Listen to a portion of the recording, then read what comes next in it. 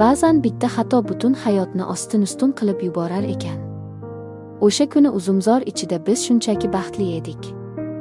Lekin ammamning o'g'li Jahongir bizni ko'rib qolganda taqdirim qora rangga bo'yalishini bilmagandim. Uning asrini saqlayman, lekin evaziga u degan sharti meni do'zaxga itardi. Ikki olov orasida qolganimda tanamda paydo bo'lgan o'sha kichkina jon, u kimdanligini bilmaslik azobi meni yeb bitirdi. Bu mening xiyonatim, mening jazoim va kutilmagan najotim haqida. Assalomu alaykum, Hikoyachi Mom kanalining aziz va sirdosh muxlislari. Bugungi hikoyamiz yoshlikdagi xatolar, majburiyat ostidagi tanlovlar va taqdirning kutilmagan burilishlari haqida. Agar siz ham inson qalbining eng chuqur sirlarini tinglashni istasangiz, videoga like bosing va kanalimizga obuna bo'ling. Biz boshladik. Yozning jazirama kunlari edi. Osmon musaffo, quyosh charaqlab turardi. Lekin mening hayotimda qora bulutlar paydo bo'lish arafasida edi. Men yigitimni sevardim. Bizning uchrashuvlarimiz sirli, ammo pokiza edi. Har doimgidek ammamning hovlisi ortidagi eski uzumzorga bordik. Bu joy tinch, odam oyog'i yetmaydigan pana joy edi. Uzum barglari orasidan tushayotgan quyosh nurlari ostida biz kelajagimiz haqida orzu qilardik, kulishardik. To'satdan orqamizdan sovuq va tanish ovoz eshitildi. Nima qilib o'tiribsizlar bu yerda? Yuragim to'xtab qolayozdi. O'girilib qarasam, Jahongir, ammamning o'g'li. Uning ko'zlarida g'azab, hayrat va yana qandaydir tushuniksiz uchqun bor edi. Yigitim o'rnidan sapchib turdi. Men esa tilim kalimaga kelmay qotib qoldim. Jahongir sekin, yirtqichdek bizga yaqinlashdi. Har bir qadami mening yuragimga bosilgandek bo'lardi. U bizga tikilib turdi. Sukunat cho'zildi. Keyin u ovozini pasaytirib, lekin har bir so'ziga urg'u berib dedi: "Bilasizlarmi? Hozir istasam ammamga, otangga, butun mahallaga jar solaman. Nima qilayotganlaringni, qayerda yurganlaringni aytaman." Bu so'zlar hukmdek yangradi. Yigitimning boshi egik, men esa nafasi bo'g'ilgan qushdek edim. Sharmandalik. Bu qishloq joyda o'limdan ham og'ir edi. Jahongir mening qo'rquvimdan zavqlangandek bir qadam yaqinlashdi va kutilmaganda jilmaydi. Bu jilmayish sovuq va ayyorona edi.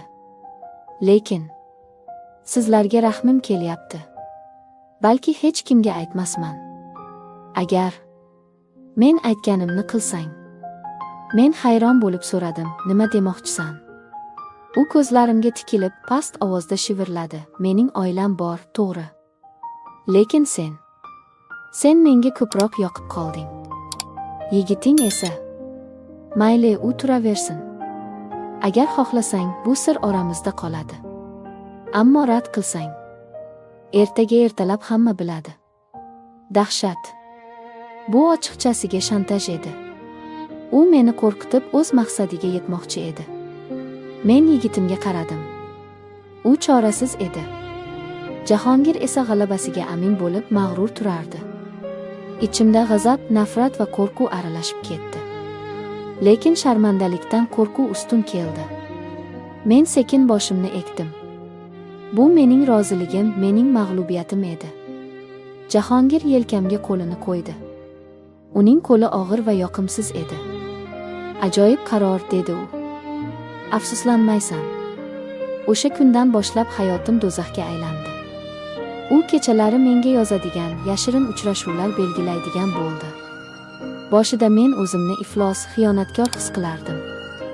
Har safar uning yoniga borish men uchun o'limdek edi. Lekin inson tabiati qiziq ekan. Vaqt o'tgan sari uning yashirin ehtirosi, taqiqlangan munosabatning xavfli sehri meni o'z domiga torta boshladi. Jahongir bilan o'tgan tunlar, ular ham hayajonli, ham og'riqli edi. Men ikki xil hayot yashay boshladim. Kunduzi yigitim bilan pokiza muhabbat, tunda esa Jahongir bilan yashirin, gunohli ehtiros. Yigitim hech narsani sezmasdi yoki sezsa ham aytmasdi. Lekin uning ko'zlarida savol bor edi: hammasi joyidami? Men senga yetarli emasmanmi? Bu savollar vijdonimni kemirardi. Men yolg'on gapirishga, o'zimni oqlashga majbur edim. Jahongir esa u menga bog'lanib qoldi. Bu shunchaki o'yin emas, ehtiyojga aylandi. Uning rashki, talabchanligi kuchaydi. Bir tun u meni chaqirdi. Jiddiy edi. Bilasanmi, dedi u. Men seni endi faqat o'zimniki deb bilaman. Bo'lishni istamayman. Yigitingga ayt yoki o'zim aytaman. Men sendan voz kecholmayman. Bu so'zlar yuragimni muzlatib yubordi. O'yin tugagan edi. Endi haqiqiy hayot, haqiqiy tanlov boshlangandi. Oradan haftalar o'tdi. Men tanamdagi g'alati o'zgarishlarni seza boshladim. Bosh aylanishi, ko'ngil aynishi, sababsiz yig'lash. Qo'rquv ichimni kemirardi. Do'kon oldidan o'tayotib sotib oldim. Uyda, vannaxonada titroq qo'llarim bilan testni qildim. 2 chiziq. Dunyo ko'zimga qorong'u bo'lib ketdi. Men homilador edim. Lekin kimdan? Yigitim bilan ham, Jahongir bilan ham bir vaqtda munosabatda edim. Hisoblab ko'rdim. Muddatlar chalkashib ketgandi. Bu bola. U mening gunohim mevasi edi. Jahongir bilan ko'rishdim. U yuzimga qarab darrov tushundi. Ko'zlaring boshqacha. Nima bo'ldi, so'radi u. Men yig'lab yubordim.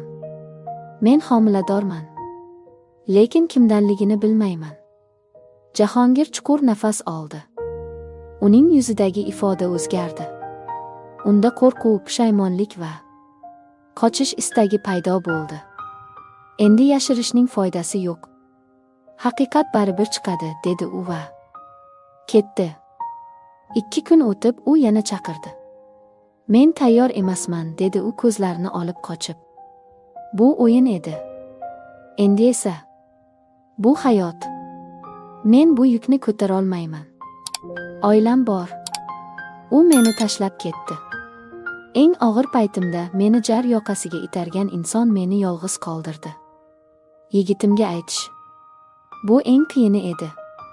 Men unga bor haqiqatni aytdim. U menga tikilib turdi. Ko'zlarida yosh emas, cheksiz bir dard bor edi. Men seni sevardim. Lekin endi ishona olmayman, dedi u va burilib ketdi. U mening yuragimni ham o'zi bilan olib ketdi. Men yolg'iz qoldim. Qornim kattalashgani sari gap so'zlar ko'paydi.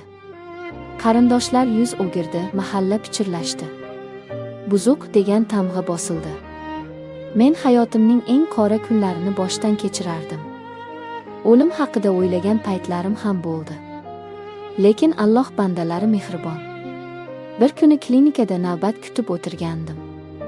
Yonimga bir yigit kelib o'tirdi. Yaxshimisan? Ranging oqarib ketibdi, suv beraymi, so'radi u muloyimlik bilan. Bu oddiy e'tibor edi, lekin men uchun bu cho'layotgan odamga tashlangan qutqaruv halqasidek tuyuldi. Ismi Farruh ekan. U mening o'tmishimni, xatolarimni bilmasdi. U men bilan shunchaki inson sifatida gaplashdi. Uning ko'zlarida hukm yo'q edi, faqat tushunish va iliqlik bor edi. Biz tez-tez ko'rishadigan bo'ldik. U meni tinglardi, dardimni olardi. Men unga sekinasta hamma narsani aytib berdim. Hatto homiladorligimni, uning otasi noma'lumligini ham. Men u mendan yuz o'giradi deb o'ylagandim. Lekin u mening qo'llarimni ushladi. Men bolaning kimdanligini emas, sening qanday insonligingni tanlayman, dedi u qat'iy. O'tmish o'tmishda qoldi. Agar rozi bo'lsang, men senga va bolangga g'amxo'rlik qilaman. Seni o'z halolim deb bilaman. Ko'zlarimdan yosh quyildi. Bu quvonch yoshlari edi. Hayot menga ikkinchi imkoniyatni bergandi. Farruh. U mening haqiqiy qahramonim bo'ldi. U mening gunohimni qabul qildi. Biz turmush qurdik. Hozir biz baxtlimiz. Farzandim dunyoga keldi. Farruh uni o'z bolasidek suydi. Jahongir ham, eski yigitim ham o'tmishda qoldi. Azizlarim, mening hikoyam sizga saboq bo'lsin. Yoshlikdagi bir lahzalik ehtiros, qo'rquv ostidagi noto'g'ri qaror butun umringizni o'zgartirishi mumkin. Hech qachon birovning tahdidiga, shantajiga uchmang. Xato qildingizmi, uni vaqtida to'g'rilashga harakat qiling. Va eng muhimi, har qanday qorong'u tundan keyin albatta tong otadi. Alloh chin dildan tavba qilganlarni va sabr qilganlarni mukofotsiz qoldirmas ekan. E'tiboringiz uchun rahmat. Agar bu hikoya sizning yuragingizga yetib borgan bo'lsa, videoga like bosing va izohlarda o'z fikringizni qoldiring. Sizning ham shunday sinovli kunlaringiz bo'lganmi? Kanalimizga obuna bo'ling, hali oldinda ko'plab hayotiy hikoyalar sizni kutmoqda. Xayr, salomat bo'ling.